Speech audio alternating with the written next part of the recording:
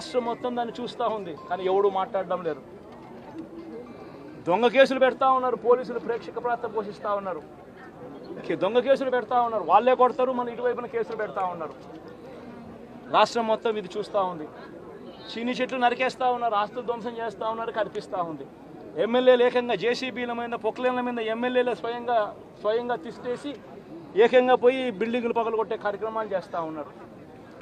ఇంతటి దారుణంగా నిజంగా చేస్తూ ఉన్నారు అని అంటే ఎల్లకాలం ప్రభుత్వం మీది కాదు, ఎల్లకాలం రోజులు మీయే ఉండవు చంద్రబాబు, అది గుర్తుపెట్టుకో.